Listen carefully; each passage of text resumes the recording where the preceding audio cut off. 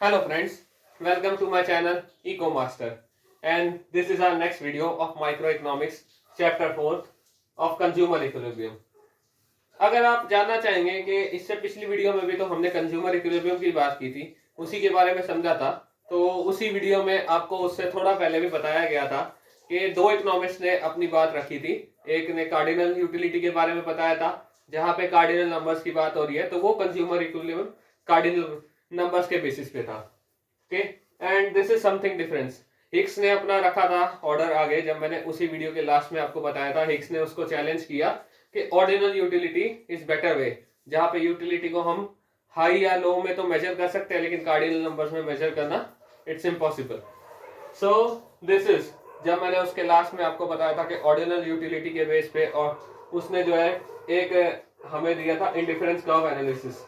Indifference curve के बारे में आपको थोड़ा बेसिक समझाया था, उसी के बारे में हम आज डिटेल में जाएंगे। तो इस चैप्टर में क्या क्या हमारे टॉपिक्स रहेंगे? सबसे पहले तो assumption of IC analysis of consumer equilibrium. सबसे पहले तो उसकी एजम्पशंस के बारे में जानेंगे, क्या क्या। एज यू ऑल नो, सारी जो इकोनॉमिक्स के लॉज है उसमें जो है एजम्पशन रहती है, तभी वो लॉ जो है काम करता है। इंडिफरेंस सेट और इंडिफरेंस कर्व, जैसे हमने पीपीसी भी बनाया था, पहले एक सेट बनाया था पूरा 1 यूनिट 2 यूनिट, जब हमने पीपीसी के बारे में हमने निकाला था पिछली वीडियोस में, तो पूरा एक सेट बनता है, उसी के बेसिस पे हम एक कर्व या ग्राफ बना सकते हैं। तो यहाँ पे ये दोनों चीजें यूज होंगी। तीसरी चीज, स्लोप ऑफ आईसी। अच्छा, अगर आप ये चीज पढ़ना चाहते हैं तो मैं फिर आपको कहता हूँ, हर वीडियो में कहता हूँ, पिछली वीडियोस जरूर देखिएगा, तभी आपको जो है आगे की और डिटेल में समझ में आएंगी। अब जैसे यहाँ पे आगे स्लोप ऑफ आईसी की बात, जब हमने पीपीसी में पढ़ा था तब हमने उसका रेट निकाला था, उसी से हमें पता चला था आगे के पीपीसी कनकेव शेप का बनता है।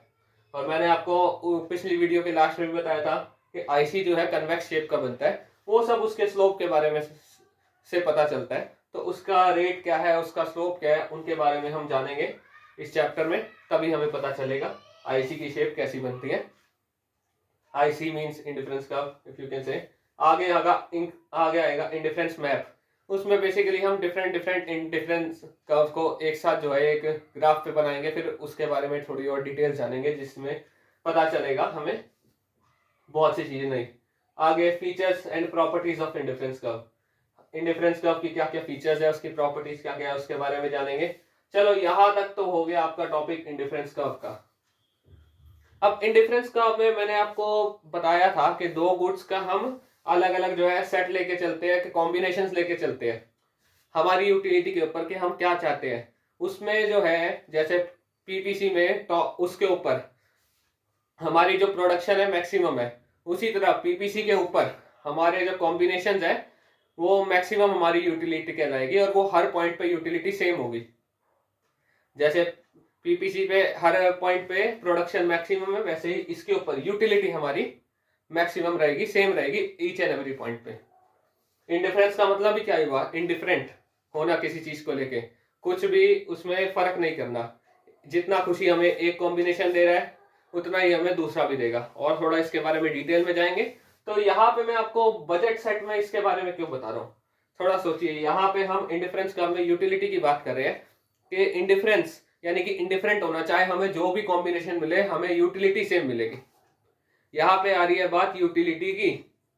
लेकिन बजट या बजट सेट, जैसे इंडिफरेंस कर्व को बनाने के लिए पहले उसका सेट बनता है, वैसे ही बजट सेट, उससे फिर बजट लाइन बनेगी। लेकिन बजट लाइन का आप दूसरा नाम देखो, दिस इज प्राइस लाइन।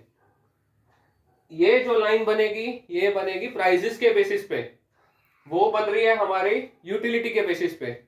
उस पे हमारा कॉम्बिनेशन, हमारी इनकम हमारी प्राइसेस के बेसिस पे बनेगा बजट लाइन पे।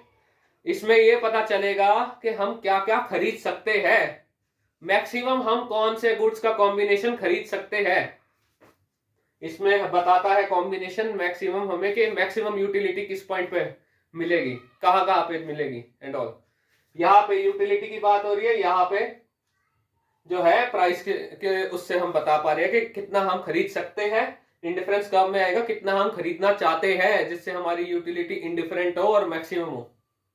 ओके, तो यहाँ पे आएगा क्या खरीद सकते हैं बजट लाइन पे, और उसके ऊपर इंडिफरेंस कर्व पे आएगा क्या खरीदना चाहते हैं, हमारी वांट से रिलेटेड, हमारी यूटिलिटी से रिलेटेड। तो अब जब देखो यहाँ हमें, चलो जैसे यहाँ पे स्लोप ऑफ आईसी निकालेंगे वैसे ही आगे स्लोप ऑफ बजट लाइन निकालेंगे। अब आई बात कंज्यूमर इक्विलिब्रियम की और उसके क्या क्या कंडीशंस है। ये कंज्यूमर इक्विलिब्रियम हमारा आएगा आईसी और बजट लाइन के उस पे, जो मैंने आपको दोबारा बार बार जो है बोल के बता रहा था, क्या खरीद सकते हैं और क्या खरीदना चाहते हैं, इन दोनों की मदद से पता चल सकता है, हमें बड़े आराम से पता चल सकता है। हम क्या खरीदना चाहते हैं, हमारी मैक्सिमम यूटिलिटी कहां पे है, लेकिन उसके लिए हमारे पास इतनी इनकम भी तो होनी चाहिए, प्राइसेस ऐसे होने चाहिए मार्केट में, हमारी इनकम इतनी होनी चाहिए कि वो हम खरीद भी पाए। तो हम क्या खरीदना चाहते हैं और क्या हम खरीद सकते हैं, जब वो दोनों इक्वेट हो जाएंगे तब हमें इक्विलिब्रियम मिलेगा, बिल्कुल मिलेगा।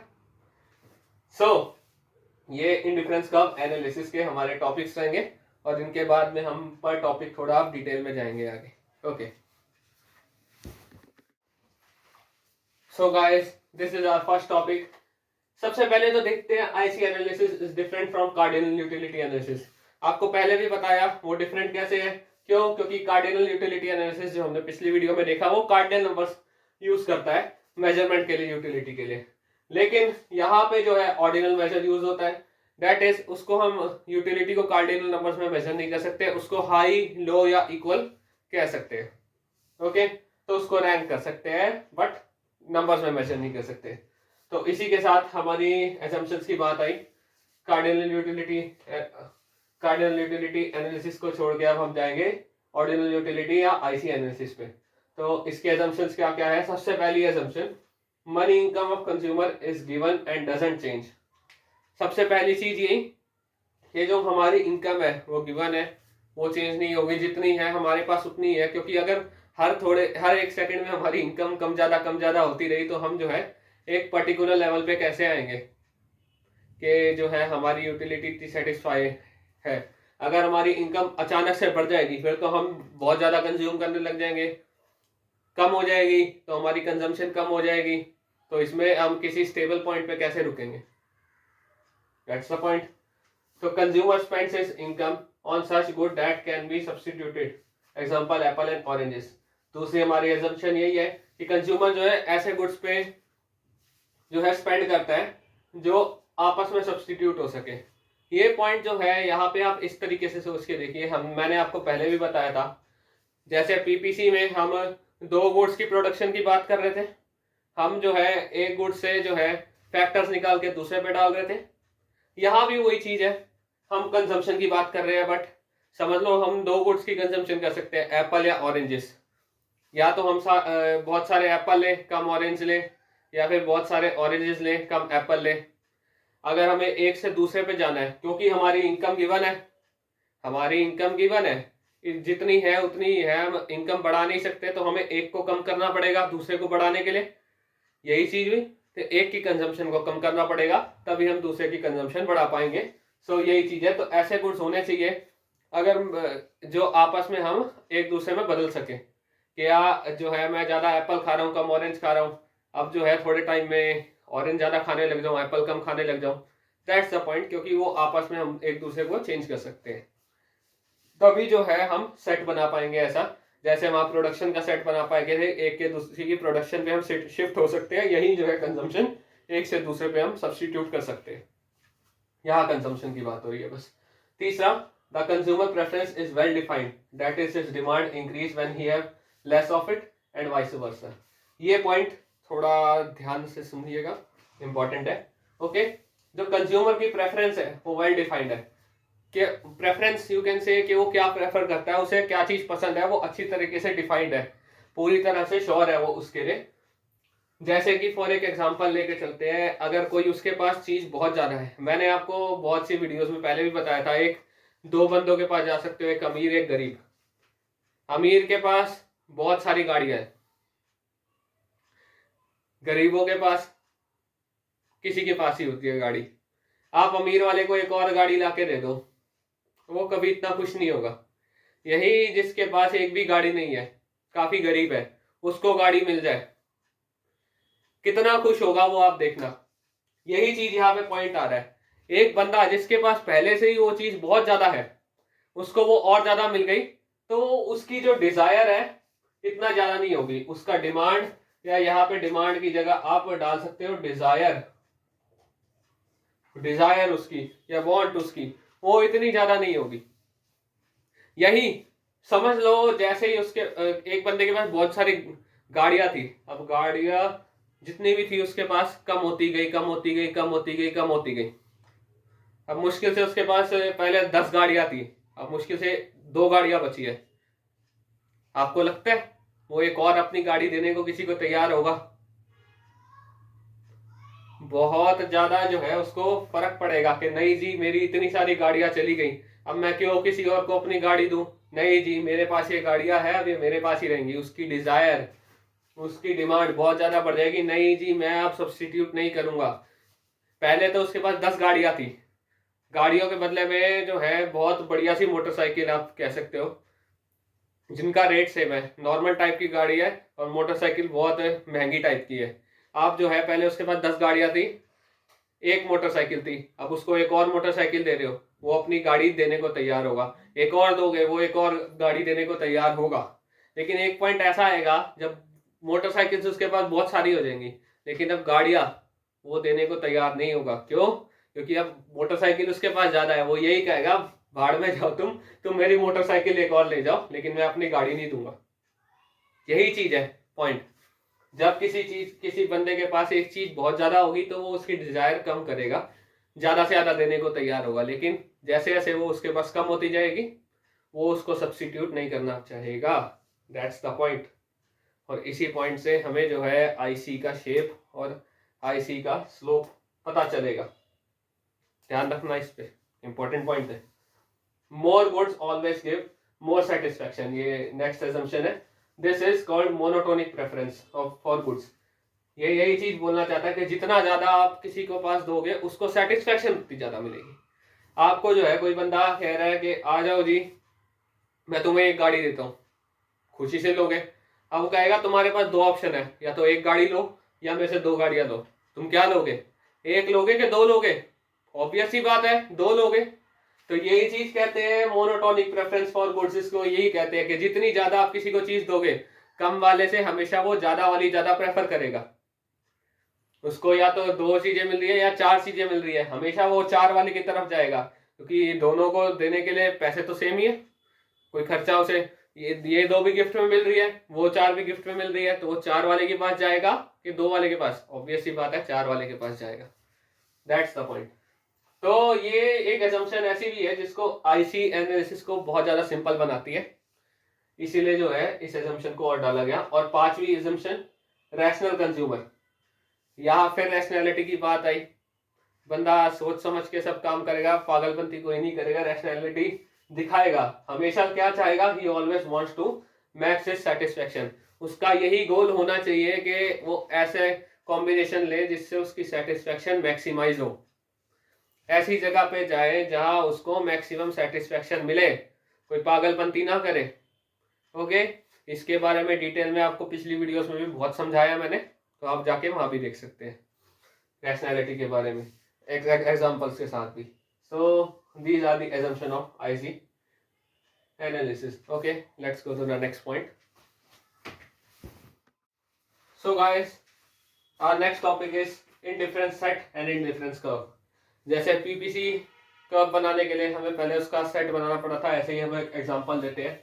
यहाँ जैसे आपको मैंने बताया था 2 कॉम्बिनेशन आएंगे 2 गुड्स के, हमने यहाँ कॉम्बिनेशन बनाया है, 2 गुड्स लिए, एक एप्पल एक ऑरेंजेस। एप्पल है हमारा एक्स एक्सिस पे और ऑरेंजेस है हमारा वाई एक्सिस पे। पहला कॉम्बिनेशन हमारा है 1:10, यानी कि हमारे पास एक एप्पल है 10 ऑरेंजेस है। दूसरा कॉम्बिनेशन, अगर हमें एप्पल्स बढ़ाने हैं, अब मैंने जैसे आपको पहले भी बताया था इनकम हमारी गिवन है। ओके, यहाँ पे एक और रूल है, इनकम खाली गिवन का नहीं, आईसी में एक और पॉइंट है, वो आपको थोड़ा और आगे बताऊंगा। लेकिन ये चीज याद रखिएगा कि जब 2 से हमें आगे बढ़ना है तो ऑरेंजेस हमें कम करने पड़ेंगे, हमने 10 से 7 कर दिए।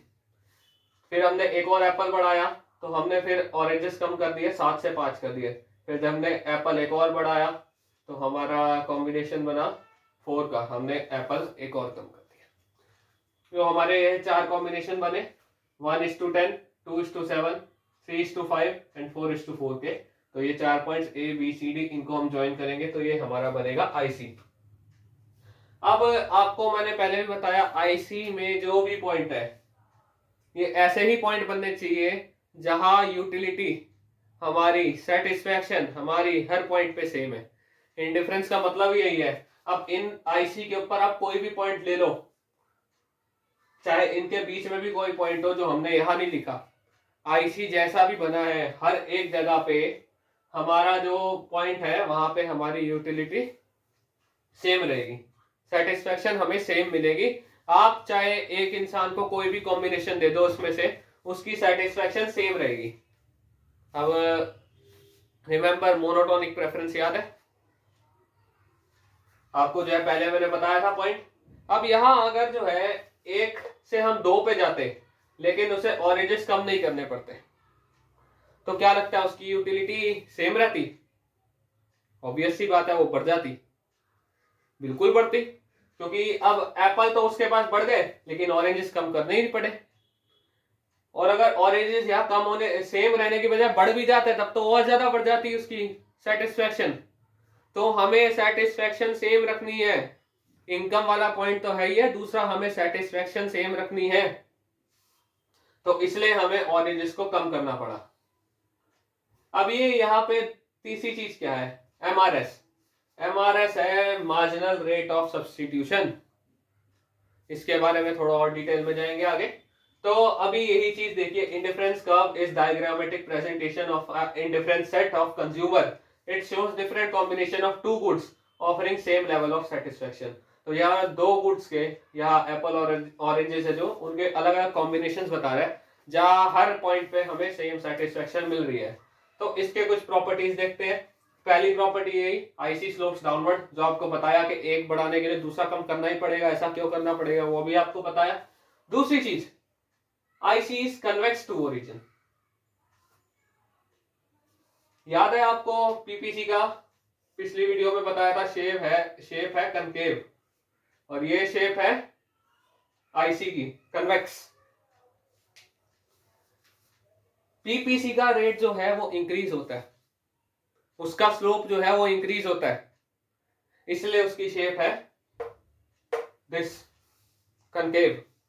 लेकिन यहां आईसी की शेप कन्वेक्स क्यों है? क्यों? क्योंकि हम इसका जो रेट है, इस रेट को हम कहते हैं, इसके स्लोप को कहते हैं मार्जिनल रेट ऑफ सब्स्टिट्यूशन। क्योंकि सब्स्टिट्यूट का मतलब अभी आपको बताया, एक से दूसरे पे जाने के लिए हमें एक गुड को सब्स्टिट्यूट करना पड़ता है दूसरे के लिए। और मार्जिनल आपको हम पहले भी हर वीडियो में बताया, मार्जिनल का मतलब चेंज है, तो ये हमारा मार्जिनल रेट ऑफ सब्स्टिट्यूशन यही बताता है। अब ये देखिए कि ये marginal rate of substitution PPC में तो बढ़ रहा था, उसका रीजन आपको वीडियोस में बताया था पहले वाली। इधर जो है ये कम क्यों हो रहा है, अब हम ये देखते हैं। The slope of IC is called marginal rate of substitution, और ये डिक्लाइन हो रहा है, ऐसा क्यों?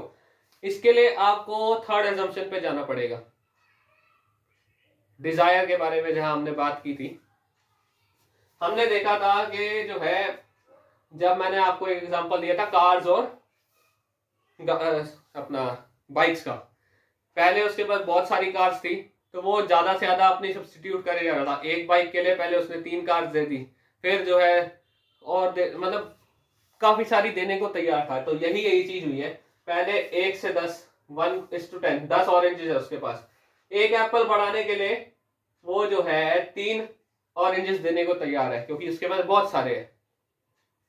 फिर एक और एप्पल बढ़ाने के लिए वो 3 नहीं, क्योंकि उसके ऑरेंजेस पहले से कम हो चुके हैं, इसलिए अब वो थोड़े और कम देना चाहेगा, तो यहाँ उसको 2 देने पड़े। तो यहाँ चेंज हुआ 3 का, यहाँ चेंज हुआ 1 का, फिर अगेन 1 का, फिर अगेन 1 का, और यहाँ 2 का, देन अगेन चेंज हुआ 1 का।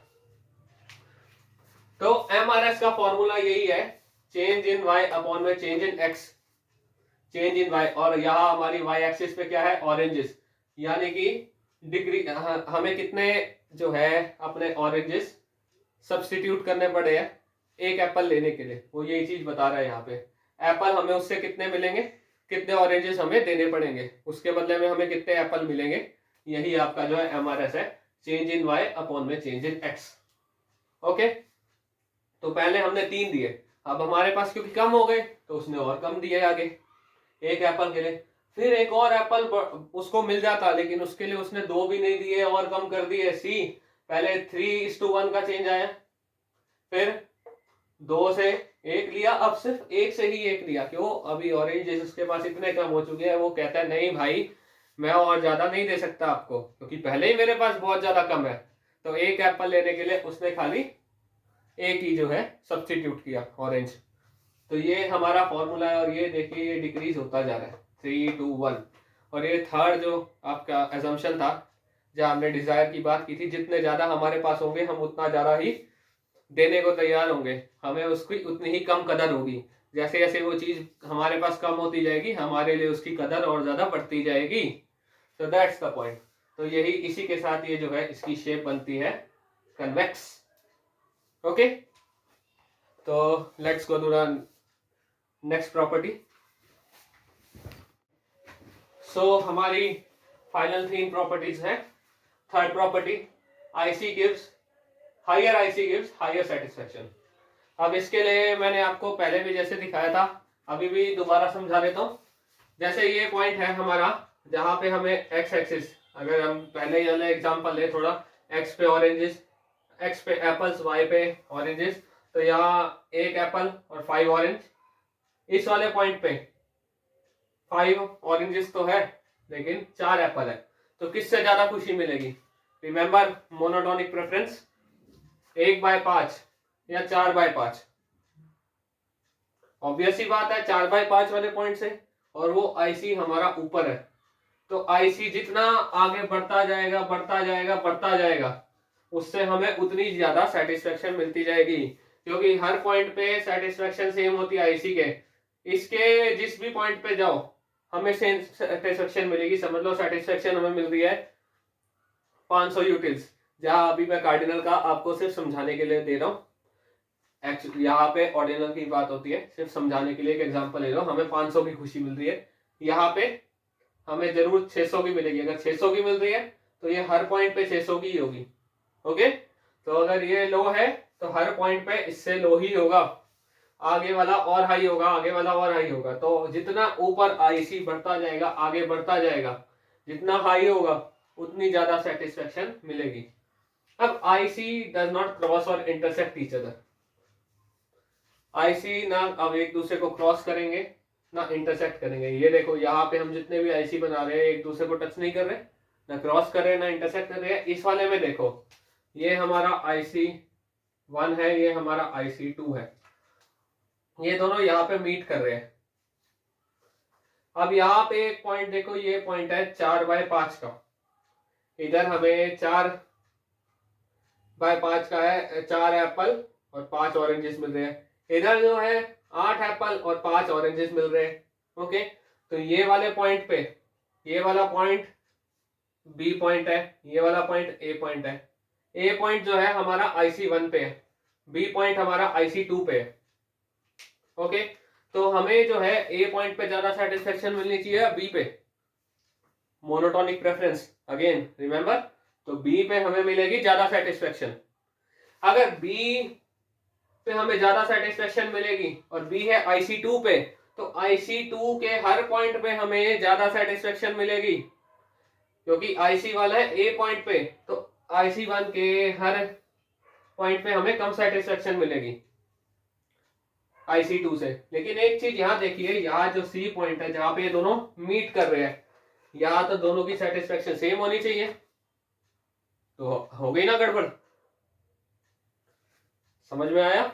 इफ यू गेट, तो यही चीज के IC कभी मैच नहीं कर सकते, नहीं तो ये वाली भी assumption फेल हो जाएगी। Higher IC gives higher satisfaction, ये मोनोटोनिक प्रेफरेंस, ये assumption काम करती है, तभी ये assumption जो है चलती है कि वो एक दूसरे को क्रॉस नहीं कर सकते, क्योंकि अगर वो क्रॉस करेंगे तो ये भी फेल हो जाएगी, मोनोटोनिक प्रेफरेंस भी फेल हो जाएगा। ओके, तो ये एक दूसरे को कभी क्रॉस नहीं करेंगे, इंटरसेक्ट नहीं करेंगे। और फाइनल प्रॉपर्टी हमारी, IC does not touch X और Y axis.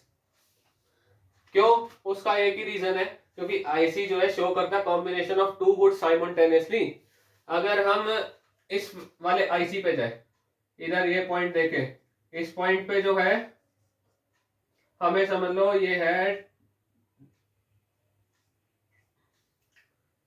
O sorry, not 10,0, it's 0,10। हमें 10 ऑरेंजेस मिल रहे, लेकिन एक गुड 0 है, एप्पल। इस पॉइंट पे आप समझ लीजिए 5,0 ये पॉइंट है। इधर जो है 5 एप्पल मिल रहे हैं लेकिन 0 ऑरेंज। लेकिन आईसी क्या शो करता है, दो गुड्स की कॉम्बिनेशन साइमल्टेनियसली। अगर वो किसी एक्सिस को टच करेगा तो कोई एक चीज तो 0 हो ही जाएगी, मतलब हम कोई एक चीज बिल्कुल नहीं ले रहे, खाली दूसरी ही ले रहे हैं। लेकिन ये क्या शो करता है, combination of two goods simultaneously, इसलिए वो दोनों कभी भी किसी एक्सिस को टच नहीं करेंगे। Okay, so these are the properties of IC. So our next topic is budget set and budget line. इससे जैसे हमने इंडिफरेंस कर्व बनाने के लिए पहले उसका एक एग्जांपल लिया था, यहाँ भी एक लेते हैं एग्जांपल। यहाँ हम दो गुड्स की बात कर रहे हैं, तो सबसे पहले हम एग्जांपल में लेते हैं कि हमारे पास जो इनकम है स्पेंड करने के लिए वो है 60 रुपए। यहाँ हमने ये एग्जांपल लिया कि हमारे पास 60 रुपए है, हम उससे ज्यादा इस पे खर्च नहीं करेंगे इन दोनों गुड्स पे।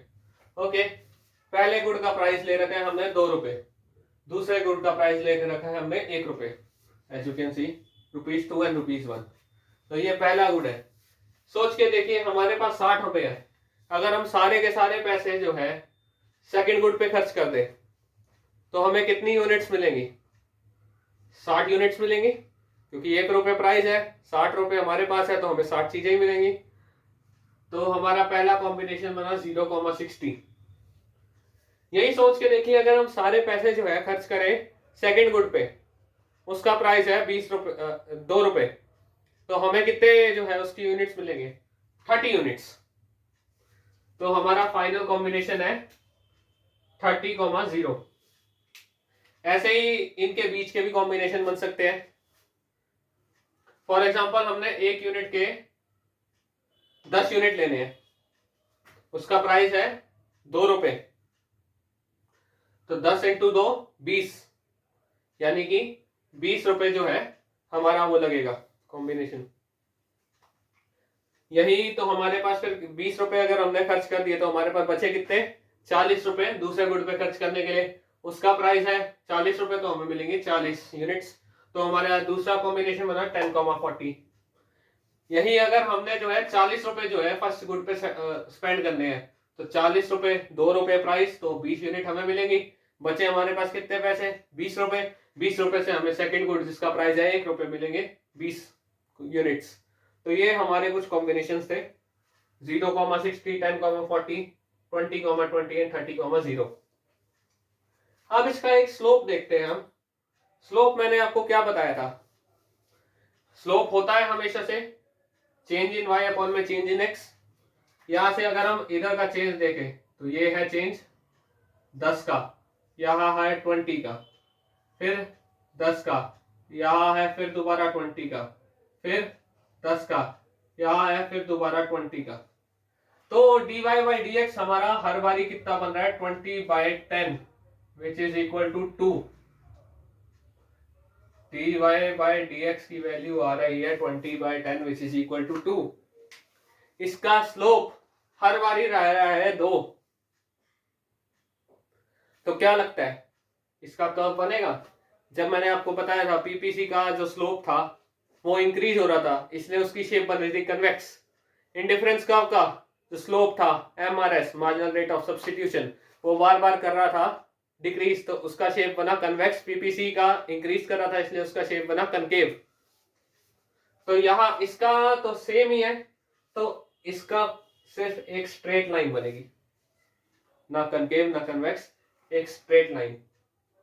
ओके, अब एक चीज और नोटिस कीजिए, यहाँ जो dy by dx है, अगर हम उसको किसके इक्वल हमने रखा हुआ है, P1 by P2।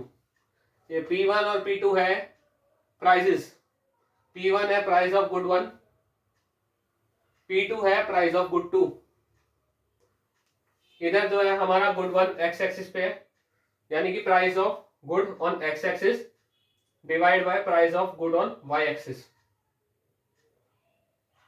और वो कितना है 2 1।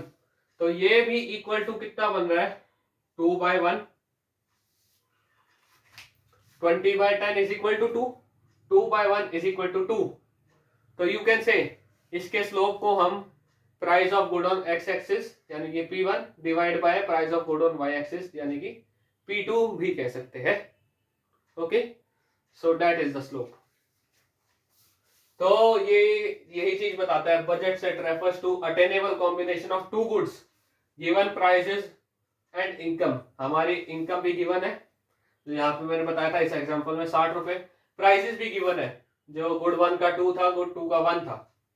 ओके, वो दोनों जब भी गिवन होंगे उसी के हिसाब से हमारे अलग अलग कॉम्बिनेशंस के साथ हमने बनाया बजट सेट। अब इस पे हम देख सकते हैं कि हमने एक इक्वेशन भी बनाई है, प्राइस ऑफ गुड 1 इनटू में combination of good quantity of good 1 plus में प्राइस ऑफ गुड 2 इनटू में quantity of good 2 less than equal to income. इसको आप थोड़ा ऐसे भी देख सकते हैं, यहां से कोई पॉइंट उठा के देखिए। अगर हम सबसे टॉप वाला लें, यहाँ पे जो यूनिट है फर्स्ट यूनिट गुड 1 की वो है 0, प्राइस है 2, तो 2 इंटू 0 2 हट गया, बचा गया हमारे पास दिस। इसका प्राइस P2 है 1 और यूनिट्स कितनी है 2, यूनिट इसकी है 60, सॉरी ये x2 I am trying to say, unit है 60, तो 1 into 60 which is equal to 60 less than equal to 60। यहाँ लेस देन इक्वल टू लगाने का एक और रीजन है, क्योंकि हम बजट लाइन पे तो मैक्सिमम क्वांटिटी जो है, मैक्सिमम जो है हमारा खर्च करते हैं, लेकिन उससे पहले यहाँ पे 3 कॉम्बिनेशन, यहाँ आप जब हमने लाइन बनाई 3 कॉम्बिनेशन हमें दिख रहे हैं, इसके जब हम अंदर जाएंगे यानी कि ये पॉइंट बी है, तो इस पे जो है हम मैक्सिमम खर्चा नहीं कर रहे, तो हमारे पास कुछ ना कुछ पैसे बच जाएंगे, इसलिए हमने इसको लेस देन इक्वल टू डाला। और जो ये पॉइंट ए है वो बजट लाइन से भी आगे है, जो हम अटेन कर ही नहीं सकते, तो यही चीज यहाँ पे बता रखा है, अगर हम उससे आगे जाएंगे तो हम वो अटेन कर ही नहीं सकते, क्योंकि बजट लाइन के ऊपर हम मैक्सिमम खर्चा कर रहे हैं। ये जो पॉइंट सी है या और कोई भी पॉइंट अगर इस लाइन के ऊपर है, यहाँ हम खर्चा मैक्सिमम कर रहे हैं, इसलिए यहाँ पे साइन बनेगा लेस देन इक्वल टू का। इक्वल टू तब होगा जब हम ये बजट लाइन के ऊपर चल रहे हैं, लेस देन जब हम उसके अंदर जा रहे हैं, और उसके आगे जा ही नहीं सकते तो ग्रेटर देन का साइन आना बनता ही नहीं है। तो ये हमारी इक्वेशन बनेगी।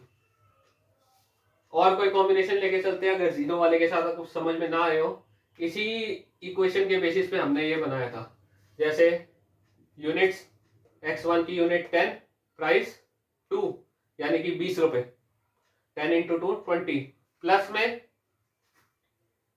यूनिट्स 40, प्राइस 1, 1 इंटू 40 40, यहां बना 20, यहां बना 40, 20 प्लस 40 इज इक्वल टू 60, और यहाँ y की वैल्यू क्या थी 60। तो इस हिसाब से ये हमारी बनी बजट लाइन की इक्वेशन। ओके, तो यही चीज ये बता रखा है, गुड 1 की का जो P1 है वो गुड 1 का प्राइस है, और x1 जो है क्वांटिटी है, P2 जो है वो गुड 2 का प्राइस है, और x2 जो है वो क्वांटिटी है, और y हमारी इनकम है जो हम स्पेंड करना चाहते हैं इन दोनों गुड्स पे। ओके, वो हमारी मैक्सिमम इनकम है। तो budget line is a line showing different combination of two goods consumer can buy given his income या budget and prices। यहाँ पे यही बात जरूरी नहीं है, यहाँ पे मैंने इनकम के साथ में बजट क्यों लगाया। इनकम तो वो चीज हो गई जो हम पूरा कमाते हैं, यहाँ बजट का मतलब इसलिए हम मैक्सिमम इनकम इस पे कितना खर्च करना चाहते हैं। अब जरूरी तो नहीं है कि इंसान की इनकम 60 ही हो, होने को 100 भी हो सकती है, 200 भी हो सकती है, भाई 6000 भी हो सकती है, लेकिन वो खर्च उस पर कितना करना चाहता है वो गिवन है। यही चीज वो शो कर रहा है कि वो उस पर कितना खर्च करना चाहता है। तो यहाँ पे 60 है तो उसकी इनकम गिवन है, प्लस यहाँ भी हर पॉइंट पे ये सेट इसीलिए बन पाया क्योंकि प्राइजेस 2 और 1 वो कांस्टेंट थे, वही प्राइजेस है, प्राइजेस में भी चेंज नहीं आया। तो प्राइजेस में ना कोई चेंज आएगा, ना जो हम इनकम या बजट हमने बनाया है उस पर कोई चेंज आएगा, तभी ये बजट लाइन बन पाएगी। ओके, तो इस लाइन के ऊपर यही चीज मैंने बताई है। जैसे सी पॉइंट है, इस लाइन के ऊपर जहां भी है हम अपना मैक्सिमम इनकम स्पेंड कर रहे हैं, उसके अंदर ये भी अटेनेबल कॉम्बिनेशन है। जैसे बी पॉइंट है लेकिन वो उसके अंदर है तो हम मैक्सिमम से थोड़ा कम स्पेंड कर रहे हैं, इससे आगे तो अटेन कर ही नहीं सकते क्योंकि मैक्सिमम हमारा इसी लाइन के ऊपर है। तो that's budget line, budget set. Okay, let's go to the next point. So next topic is changing in budget set या फिर बजट लाइन में क्या चेंजेस। जैसे हमने पहले की वीडियोस में भी ग्राफ्स देखे थे, उनमें भी शिफ्ट एंड रोटेशन हमने देखा था, यहाँ भी वही चीज है, लेकिन इनके पीछे के रीजंस क्या है। सबसे पहले जाते हैं शिफ्ट के। मैंने आपको पहले भी बताया था बजट में दो चीजें मेन काम आती है, एक हमारी इनकम क्या है और दूसरा प्राइसेस क्या चल रहे हैं। तो शिफ्ट का रीजन है प्राइसेस। समझ लो ओरिजिनली हम इस पे है, बजट लाइन हमारी है B1। अब रीजन क्या है शिफ्ट होने का, या तो इंक्रीज हो हमारी इनकम में या डिक्रीज हो। फॉर एग्जांपल देखिए, अगर हमारी इनकम इंक्रीज हो जाती है, यहाँ पे दो गुड्स है, ये X और ये Y। अगर हमारी इनकम इंक्रीज हो रही है तो आपको क्या लगता है मैं खाली एक गुड की कंजम्पशन बढ़ाऊंगा? नहीं, मैं दोनों की बढ़ाऊंगा। क्यों? क्योंकि अब मेरी इनकम इंक्रीज हो चुकी है, मैं दोनों पे ही खर्च कर सकता हूँ, ऐसा कोई पर्टिकुलर रीजन नहीं है। तो कंजम्पशन तो दोनों की बढ़ेगी। अगर मेरी इनकम इंक्रीज हुई है तो मैं B1 से B2 पे जाऊंगा, यानी कि राइट में शिफ्ट हो जाएगा हमारा जो बजट लाइन है। यही बात अगर हमारी इनकम डिक्रीज हो रही है तो अब मेरी कंजम्पशन कम हो जाएगी। कंजम्पशन खाली एक की कम नहीं होगी, होगी तो दोनों की ही कम होगी। अब इसके पीछे का हम रोटेशन का रीजन देखते हैं। यहाँ पे जो है इन दोनों के बीच में आपको तभी डिफरेंस में पता चलेगा। यहाँ पे बात आ रही है प्राइसेस की, रोटेशन होता है प्राइसेस की वजह से। चार इसके अलग अलग ग्राफ हमने बना रखे हैं। पहला समझो दो गुड्स है यहाँ पे X और Y, प्राइस जो है गुड X का डिक्रीज हो गया। इधर आप ये देखिए Y तो हम उतना ही कंज्यूम कर रहे हैं लेकिन प्राइस हुआ है डिक्रीज X का, तो हम 5 से 7 पे पहुंच गए। क्यों? प्राइसेस जो है X गुड के कम हो चुके हैं। अब हम कोई उस पर पैसे उतने ही खर्च कर रहे हैं, पैसों का हमने जो है खर्च करना बढ़ाया नहीं, लेकिन फिर भी हम ज्यादा कंज्यूम कर पा रहे हैं। क्यों? क्योंकि अब वो सस्ता हो गया। यहाँ पे हमारे पास पैसे बढ़े हैं शिफ्ट में, इसलिए हमारी दोनों की कंजम्पशन बढ़ी है। यहाँ पे हमारे पास पैसे नहीं बढ़े, वो अपने आप सस्ता हुआ है, हमने हमारे इनकम का उस पर कोई रोल नहीं है। दैट्स द मेन रीजन कि इधर रोटेशन हो रहा है और इधर शिफ्ट हो रहा है। तो शिफ्ट में दूसरा रीजन, अगर हमारी इनकम डिक्रीज होगी तो हमारे लिए दोनों ही गुड्स अब महंगे हो जाएंगे। क्यों? क्योंकि हमारे उनके प्राइसेस में तो कोई चेंज नहीं आया, लेकिन हमारे लिए वो महंगे हुए हैं क्योंकि हमारी इनकम कम हुई है। तो वो B1 से B3 की तरफ लेफ्ट में शिफ्ट हो जाएगा। इंक्रीज पे it will shift to the right and for decrease in income it will shift to the left I mean. दूसरा यहाँ फैक्टर है, अगर प्राइस जो है Y का डिक्रीज हो, X गुड तो देखिए हम अभी भी यहाँ पे इतना का इतना ही कंज्यूम कर रहे हैं, Y गुड हम पहले 4 कंज्यूम कर पा रहे थे, अब वो सस्ता हो गया तो हम 4 की बजाय 6 कंज्यूम कर पा रहे हैं। तो हमारा ये यहाँ से लेके ये हमारा पहला B1 था, शिफ्ट होके रोटेट होके B2 पे चला गया।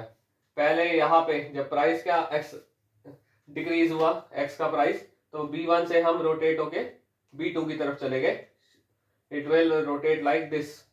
ओके, इधर भी रोटेट होके it will rotate like this, क्योंकि अब Y सस्ता हुआ है, हम उतनी इनकम पे Y ज्यादा कंज्यूम कर पा रहे हैं, जो कि है 4 से 6। अब ये तो हो गया इंक्रीज पे। इंक्रीज पे आप देख पा रहे हो या तो राइट में शिफ्ट हो रहा है या फिर अपवर्ड शिफ्ट हो रहा है। यहां भी आप देखिए, जब ये राइट में शिफ्ट हो रहा था, ये राइट में भी जा रहा है और ऊपर भी जा रहा है। तो ये आप जान सकते हैं कि जब कोई चीज सस्ती हो, जब हमारी इनकम बढ़े, तो वो या तो राइट में जाएगा या ऊपर की तरफ जाएगा, इस साइड को जाएगा। तो अगर यही जो है महंगा हो गया कोई चीज, तो उसके अपोजिट डायरेक्शन में जाएगा। यहां देखिए प्राइस ऑफ X इंक्रीज हो गया, अब वो चीज महंगी हो गई। पहले हम यहाँ पे थे B1 ये वाला, अब हम लेफ्ट में चले गए। पहले 5 कंज्यूम कर पा रहे थे, अब सिर्फ 3 यूनिट कंज्यूम कर पा रहे हैं। रही बात Y के उसमें, क्योंकि Y पे हम पहले यहाँ पे थे B1 पे, उसका प्राइस इंक्रीज हो गया तो हम 10 से 5 यूनिट कंज्यूम कर पा रहे हैं, X उतना ही रहेगा, तो ये नीचे की तरफ जाएगा। तो जब कोई चीज महंगी होगी तो वो लेफ्ट या फिर डाउनवर्ड जाएगा। ओके, वो डिपेंड करता है कौन सी चीज कितनी महंगी हुई है। अब अभी यहाँ पे एक और इसी डायग्राम को देखिए। अब यहाँ पे एक चीज हुई है, ये तो हमने डायग्राम बनाया है कि कोई एक चीज का प्राइस कम ज्यादा हो रहा है, यहाँ हमने इनकम का दिया। अब आपके दिमाग में ये भी क्वेश्चन आ सकता है, अगर दोनों ही चीज का प्राइस में चेंज आए तो क्या होगा? आपको क्या लगता है, रोटेशन होगा या शिफ्ट होगा? It will depend on the situation. It will depend on the situation, कौन सा कितना ज्यादा जो है सस्ता हुआ है, कौन सा कितना ज्यादा महंगा हुआ है। समझ लीजिए, यहाँ पे आपको मैं एक छोटा सा डायग्राम दिखाता हूं, समझिए। इधर यहाँ पे अब समझो X का जो है प्राइस ज्यादा कम हुआ है, Y का थोड़ा सा कम हुआ है, तो दोनों ही होंगे। Y पे जब कम होता है, जब Y जब सस्ता होता है तब वो अपवर्ड जाता है, राइट जब सस्ता होता है तो राइटवर्ड जाता है। लेकिन यहाँ पे X ज्यादा सस्ता हुआ है तो हम X ज्यादा कंज्यूम करेंगे, तो ये देखिए ये थोड़ा इधर की तरफ जाया। Y में यहाँ पे जरा सा ही ऊपर गया, लेकिन X में ज्यादा राइटवर्ड गया। यही इसका कोई दूसरा आप शेप देखते हैं, आप समझ लो Y ज्यादा सस्ता हुआ,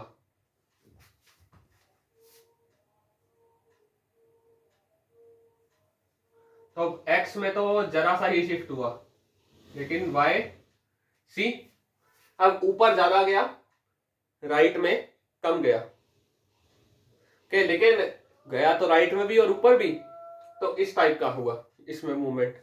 ओके, इस तरीके से ये चेंज हुआ ग्राफ। रही बात अगर दोनों में सेम ही शिफ्ट है, तो दोनों में सेम ही डिक्रीज हो, लेवल दोनों का डिक्रीज प्राइस का सेम हो, तब तो ऐसा ही शिफ्ट होगा, क्योंकि यहाँ पे देखिए दोनों साइड बराबर शिफ्ट हो रहे हैं, तो ये एज अ पैरेलल डायरेक्शन में चेंज हुआ।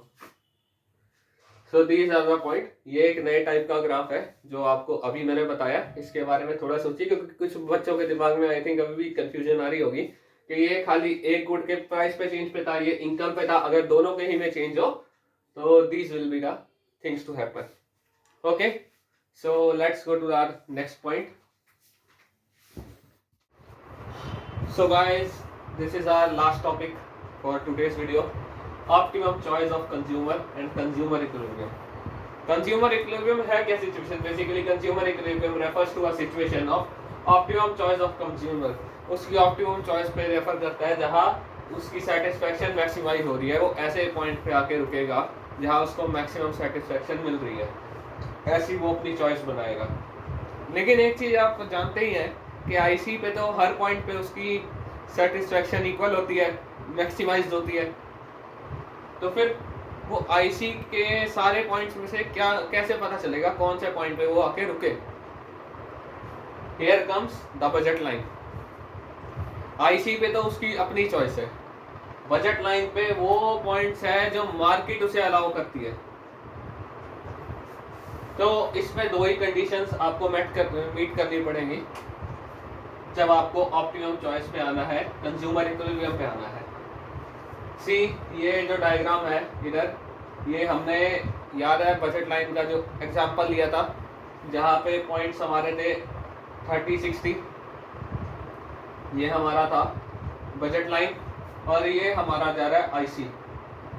सी there is a point E जहाँ पे आईसी को टेंजेंट है बजट लाइन आईसी के टेंजेंट है। ये पॉइंट हमारा इक्विलिब्रियम है। क्यों? क्योंकि दो कंडीशंस मीट करनी पड़ती है। पहला, MRS is equal to PX by PY। MRS क्या है? मार्जिनल रेट ऑफ सब्स्टिट्यूशन, जो है स्लोप आईसी का, और PX बाई PY क्या था? Slope of budget line. तो जहां ये टेंजेंट है इस पॉइंट पे जो स्लोप है बजट लाइन का और स्लोप है marginal rate of substitution IC का, वो दोनों इक्वल हो जाएंगे। दूसरा point, IC is convex to origin. ये जो ई पॉइंट है, आप देख रहे हैं आईसी का शेप जो है कन्वेक्स है, आईसी इस पॉइंट पे कन्वेक्स ही होना चाहिए।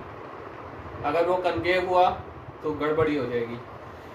खैर, इस डायग्राम को लेके आप जान सकते हैं, अगर हम इससे पहले जाएंगे यानी इस एरिया में ई पॉइंट के लेफ्ट में, तो यहाँ पे जो है एमआरएस ज़्यादा है पीएक्स बाई पीवाई से, तो वो और आगे बढ़ता जाएगा, ई पॉइंट पे आके रुकेगा। क्यों? क्योंकि ई पॉइंट से राइट में एमआरएस जो है वो कम है, पीएक्स बाई पीवाई ज़्यादा है एमआरएस से, यानी कि प्राइस ऑफ एक्स और price divide by price of y marginal rate of substitution से ज़्यादा है, तो हम उससे आगे जा ही नहीं सकते, हम कंज्यूम नहीं कर सकते, मार्केट हमें अलाउ ही नहीं करेगी। ओके, तो ये 2 पॉइंट्स हैं, इनको याद रखिए। ये इन सिचुएशन के बेसिस पे इन 2 पॉइंट्स को समझते हैं।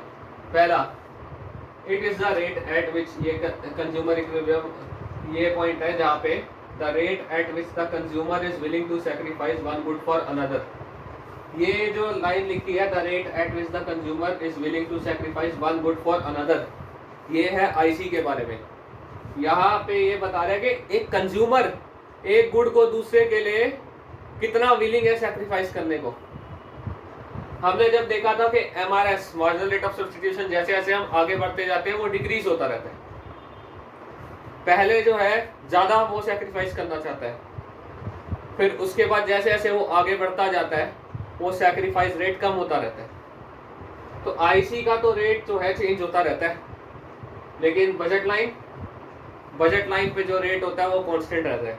तो एक पॉइंट ऐसा आएगा आईसी का, जब वो नीचे बढ़ते बढ़ते बढ़ते जो एमआरएस है, यानी कि the rate at which the consumer is willing to sacrifice one good for another, वो किसके साथ कोइंसाइड करेगा, किसके इक्वल हो जाएगा?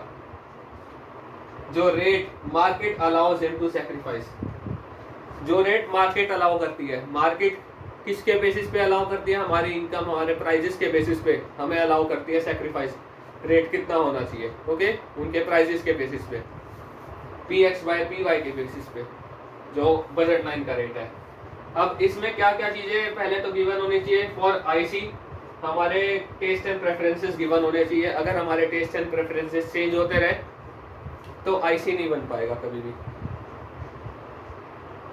क्यों? एक पॉइंट पे आते आते हमारे डिक्रीज हो रहा है, अचानक से वो इंक्रीज होना शुरू कर जाए। क्यों? क्योंकि जिस गुड को हम सैक्रिफाइस कर रहे थे, अब वो जो है पहले वाला हमें पसंद, हमारी पसंद में चेंज आ गया, अब एमआरएस इंक्रीज करते जा रहा है, अब हमें वो पसंद नहीं आ रहा, तो हम ज़्यादा से ज़्यादा सैक्रिफाइस करने को तैयार है, और ज़्यादा और ज़्यादा और ज़्यादा। क्यों? हमारा टेस्ट में फ़र्क आया। नहीं, ऐसा नहीं होना चाहिए। अगर ऐसा होगा तो स्टेबिलिटी नहीं आएगी।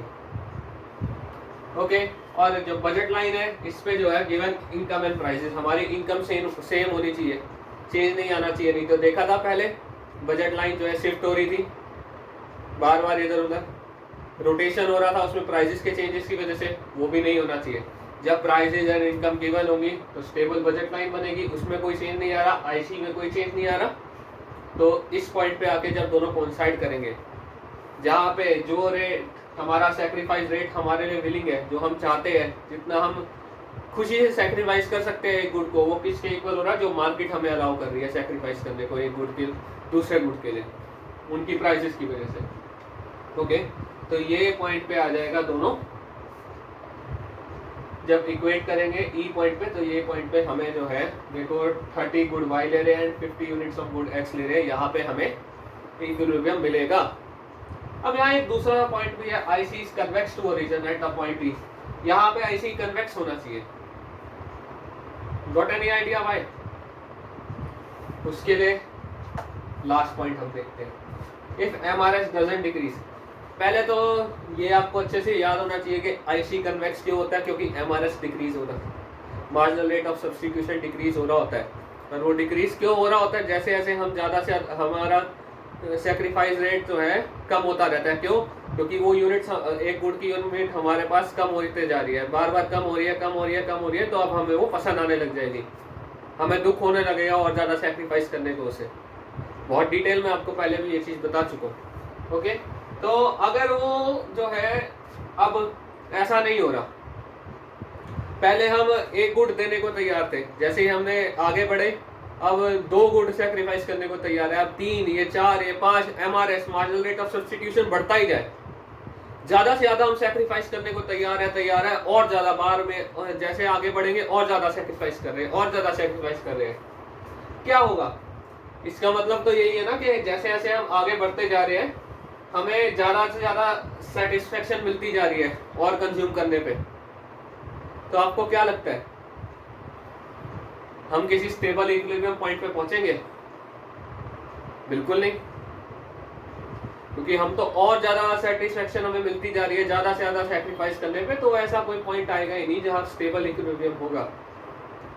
और इन रियलिटी भी ऐसा कम ही होगा कि MRS तो डिक्रीज होना ही चाहिए। आपको बताया था मोनोटोनिक प्रेफरेंस के बारे में और डिजायर के बारे में, हमारे जो तीसरे चौथे पॉइंट थे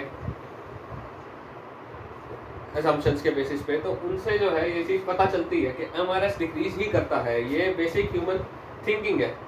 अगर वो इंक्रीज करता रहेगा, ज्यादा से ज्यादा हम सैक्रिफाइस करते रहेंगे, हमें मोर सेटिस्फेक्शन मिलती रहेगी, तो हम किसी स्टेबल इक्विलिब्रियम पॉइंट पे नहीं पहुंचेंगे, कभी रुक ही नहीं सकते, कुछ स्टेबल होगा ही नहीं इक्विलिब्रियम पॉइंट यहाँ पे। लेकिन आपको एक सिंगल इक्विलिब्रियम पॉइंट मिल रहा है, पॉइंट E। सो इसी से हमें जो है कंज्यूमर इक्विलिब्रियम मिलता है और इसके साथ ही हमारा ये चैप्टर भी कंप्लीट होता है। Okay, so guys, if you like this video, please आपको पसंद आया हो तो इसे लाइक जरूर कीजिए, अपने दोस्तों के साथ शेयर भी कीजिए, उन्हें भी कहिए लाइक करें। क्यों, जितने ज़्यादा मुझे लाइक्स मिलेंगे, जितने ज़्यादा शेयर होगा, उतना ज़्यादा ही मैं भी खुशी से बना पाऊंगा, आपको भी खुशी होगी, उम्मीद है मुझे ये देख के। तो मेरे को जितना ज़्यादा लाइक मिलेंगे मैं उतनी खुशी से और मजे से बना पाऊंगा, जितने खुशी है मैं पढ़ाऊंगा उतना खुश आप भी लोग होंगे, उतना अच्छे से आपको भी समझ में आएगा। सो प्लीज़ यार, it will be a great help. इसे लाइक कीजिए, सब्सक्राइब कीजिए मेरा channel and share it as much as much. Okay जी, थैंक यू।